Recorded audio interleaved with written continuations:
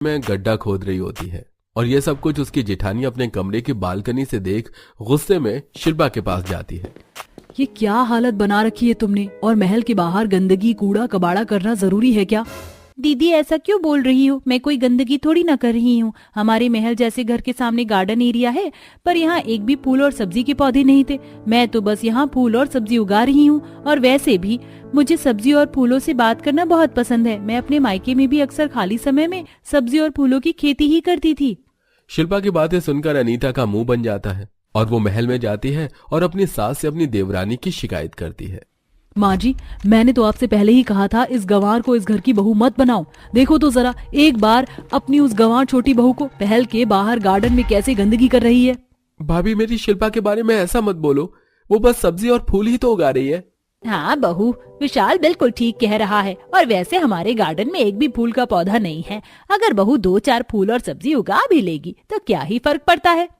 इनसे तो कुछ कहना ही बेकार है। पता नहीं उस गंवार ने कौन सा जादू कर रखा है इनके ऊपर। अपनी सास और देवर की बातें सुनकर एक बार फिर अनीता का मुंह बन जाता है। अब इसी तरह कुछ दिन बीत जाते हैं और धीरे धीरे शिल्पा के द्वारा उगाए गए सब्जी और फूल उगना शुरू हो जाते हैं और ये देखकर शिल्पा बहुत खुश होती है। तुम कितनी जल्दी उग गए। बहुत जल्द तुम सब्जियां दोगे और तुम खुशबूदार फूल। फिर महल के बाहर ये रंग बिरंगी फूल और सब्जियां हमारे इस महल की शान और शौकत को बढ़ाएंगी। इस तरह शिल्पा अपने खाली समय में अपने पेड़ पौधों को पानी देती, खाद देती और उनसे काफी समय तक बातें करती और ये सब देखकर अनीता अंदर ही अंदर उससे जलती है। इसी तरह कुछ दिन बीत जाते हैं और एक दिन, क्या यार अनीता, तुमने पूरी अलमारी इन खराब फटे पुराने कपड़ों से भर रखी है, इन्हें खाली क्यों नहीं करती? अरे आप फिक्र मत करो, आज बर्तन वाली आ रही है, मैं उसी को ये सारे कपड़े दूंगी, इसीलिए रखे हैं। इतना बोलकर अनीता अलमारी के सारे फटे पुराने कपड़े लेकर महल के बाहर जा रही होती है, पर तभी शिल्पा की नजर अपनी जेठानी के हाथों में रखे कपड़ों पर पड़ती है। माँ जी देखिए ना, जेठानी जी इतने सारे कपड़े उस बर्तन वाली को देने के लिए जा रही हैं। हाँ तो क्या हो गया, तुम्हारे कपड़े थोड़ी ना दे रही हूँ, और ये काम के नहीं है। कैसे काम की नहीं है माँ जी? देखिए कितने हल्के फटे हुए ये कपड़े, और बहुत से कपड़े तो देखकर ऐसा लग रहा है कि एक से दूसरी बार पहने भी नहीं हुए। मुझे तो सिलाई का काम आता है दीदी, आप ये कपड़े मुझे दे दो। जो नहीं फटे हैं मैं वो कपड़े गरीबों को दे दूंगी, और जो फटे हैं उनको सिलकर जरूरतमंदों को। बहू, तेरी इन्हीं सोच विचार की वजह से तू मुझे पसंद आई थी। मैंने अपनी जिंदगी का बिल्कुल सही फैसला लिया तुझे अपने इस महल की बहू बनाकर। इतना बोलकर शिल्पा अपनी जेठानी के हाथ से वो सारे कपड़े ले लेती है और कमरे में बैठकर सिलाई करती है। समय यूं ही गुजरता है और एक दिन जब शिल्पा अपनी सब्जियों के पौधे और फूलों की सिंचाई कर रही होती है तो वहां उनकी एक पड़ोसन आती है, जो शिल्पा की ऐसी हालत देखकर उसका मजाक बनाते हुए अनीता से कहती है, अनीता बहू, तेरी इस नई नौकरानी की शक्ल तेरी देवरानी से कितनी मिलती है, और तुमने अपने महल के नौकरों को कुछ ज्यादा ही सर पर नहीं चढ़ा रखा है। माना कि तुम्हारे नौकर तुम्हारे इस महल में रहते, पर नौकरों को इतना सोना देना ठीक नहीं। आंटी जी, हमारे कपड़े और चेहरे पर थोड़ी सी मिट्टी क्या लग गई, आपने तो हमें नौकर ही बना दिया। हम नौकर नहीं, इस घर की छोटी बहू हैं, और यहाँ हम अपनी सब्जी और फूलों को पानी ही तो दे रहे हैं। चुप करो तुम। आंटी को गलतफहमी हुई, इसलिए उन्होंने तुम्हें सिर्फ नौकरानी कहा, वरना जिस तरह से तुम अपने पेड़ पौधों से बातें करती हो ना, कोई तुम्हें देखकर पागल कह देगा।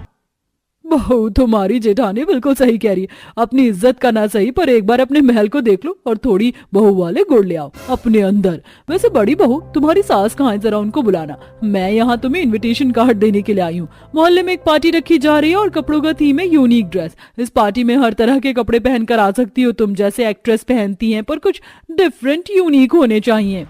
इनविटेशन कार्ड देखकर अनीता बहुत खुश होती है और रात को अपने पति को बताती है।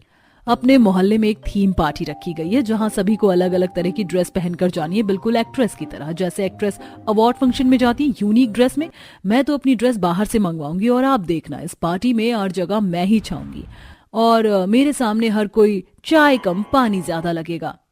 अरे मेरी माँ बातों को घुमा क्यों रही हो, सीधा सीधा बोलती क्यों नहीं हो कि तुम्हें पैसे चाहिए? हाँ तो अब आपसे भी पैसे मांगने की जरूरत पड़ेगी मुझे? आपको तो बिना बोले मेरी बात समझ जानी चाहिए। अच्छा ठीक है, ले लेना। अब अनीता बिना देरी करे अपने पति से पैसे लेकर शहर के एक बहुत बड़े डिजाइनर को अपनी ड्रेस का ऑर्डर दे देती है। तो वहीं शिल्पा अपने कमरे में बैठकर अपनी ड्रेस बना रही होती है। यार शिल्पा, तुम क्या करती हो? सारी रात तुम्हारी सिलाई मशीन की वजह से मैं सो नहीं पाता। पिछले 3 दिनों से तुम रात भर जागकर बस सिलाई करती जा रही हो।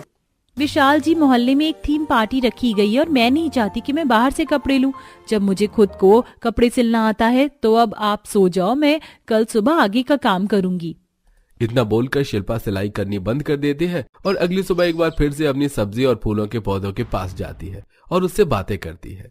तुम्हें पता है, पिछले 3 दिनों से मैं अपनी एक ड्रेस बना रही हूँ जिसे तैयार होने में अब भी 10 दिन लगेंगे, पर तुम देखना जब मेरी वो ड्रेस बनकर तैयार होगी तो सब हैरान हो जाएंगे। अच्छा, अभी मैं चलती हूँ, मुझे अपनी ड्रेस बनानी है। सब्जी और फूलों के पौधों से बात करके शिल्पा एक बार फिर से घर में जाती है और अपनी ड्रेस बनाने लगती है। देखते ही देखते 15 दिन बीत जाते हैं और एक दिन शिल्पा अपनी ड्रेस अपनी सास को दिखाती है। माँ जी, ये देखिए मेरा फिश कट गाउन। अरे वाह बहू, ये तो बहुत सुंदर गाउन है। 1 मिनट माँ जी, मैंने आपके लिए भी बनाया है। ये देखिए, ये है आपकी 90 की दशक की साड़ी, जैसे हीरोइन पहना करती थी। बहू, मानना पड़ेगा तुझे, कुछ तो बात है तेरे में, पर मुझे इसकी जरूरत नहीं थी। मेरे पास तो बहुत सारे कपड़े रखे, मैं उन्हीं में से कुछ पहन लेती।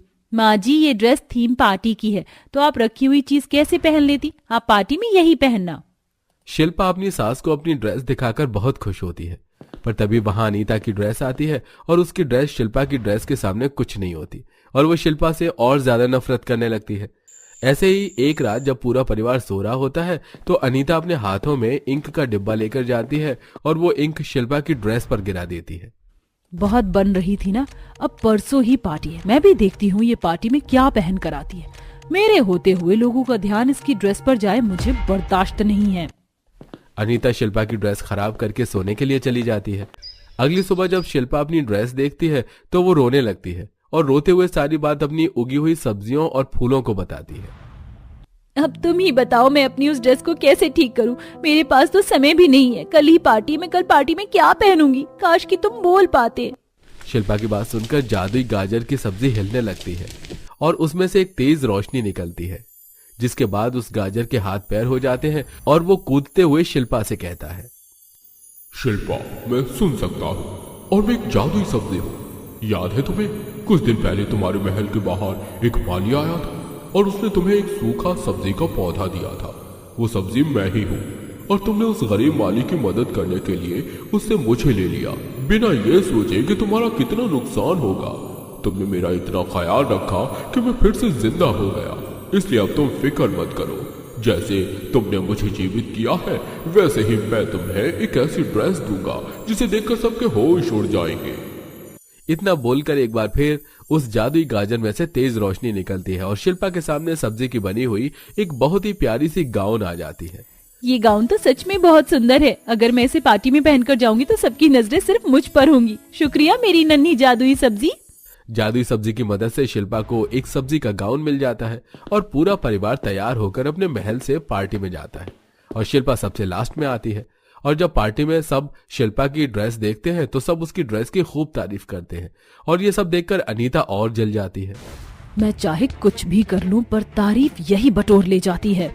शिल्पा की ड्रेस देखकर जहां अनीता उससे जलती है तो वहीं सब उससे उसकी ड्रेस के बारे में पूछते हैं। अरे वाह शिल्पा बहू, तेरी ये सब्जियों की ड्रेस कितनी अच्छी और यूनिक है। वाकई में तू बहुत टैलेंटेड है। मेरी बहू है ही इतनी होनहार, मुझे इस पर नाज है।